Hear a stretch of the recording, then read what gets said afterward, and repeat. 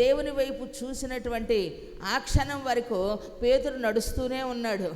చుట్టూ ఉన్నవారు కూడా కళా నిజమా అని ఆశ్చర్యపోతూ ఉన్నారు. ఏమండి, దేవుడంటే వారి మధ్యలోనికి వస్తే అర్థం కాక భూతమేమోనని భయపడ్డారు. కానీ ఒక మనిషి కూడా దేవుడిలాగా నడవగలిగినట్లుగా దేవుడు చేసినటువంటి ఏమండి కృప ఏమిటేనంటే, నీవే అయితే నేను కూడా నడుస్తా. అవును, ఆయన నేను నేనే మరెవరు కారు అని చెప్పగలిగినట్లుగా తన యొక్క నిత్య మహిమను కనుపరుచుకునేదానికి రా నడువు అన్నాడు.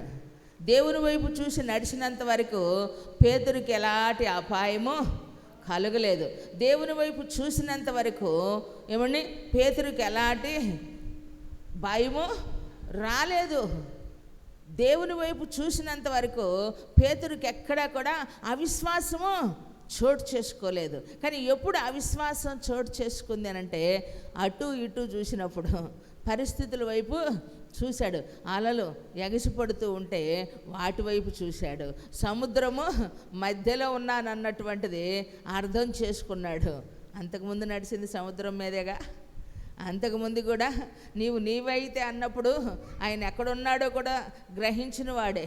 కానీ అప్పుడు విశ్వాసంతో అడిగాడు. దేవుని శక్తిని చూడాలి అనుకున్నాడు. ఆయన చూపించాడు.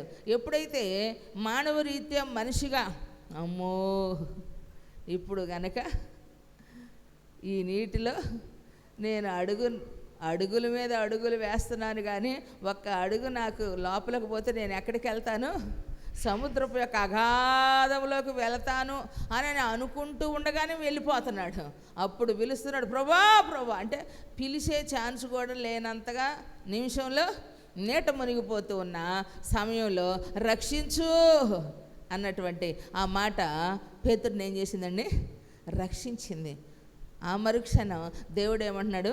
అవిశ్వాసివై ఉండగా విశ్వాసివై ఉండము. చప్పట్లు కొట్టి దేవుడిని స్తుతిద్దామా. ప్రైజ్ ది లార్డ్, హల్లెలూయా.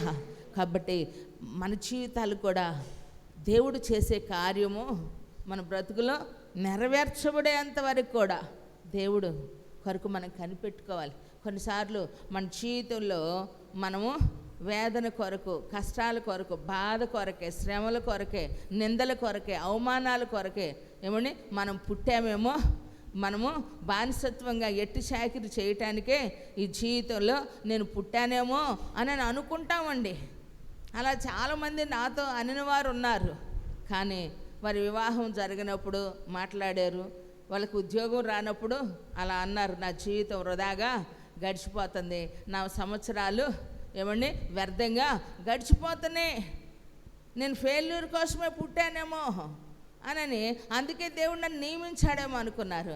కానీ దేవుడు నిర్ణయించిన పరిణయం వారి జీవితాల్లో జరుగుతూ ఉన్నప్పుడు వారు ఘనత నిమిత్తమైన పాత్రగా ఉన్నారు. అనేక మందిలో గుర్తింపు పొందిన వారిగా ఉన్నారు. అనేక మందిలో వారు ఆశీర్వదించబడిన వారిగా ఉన్నారు.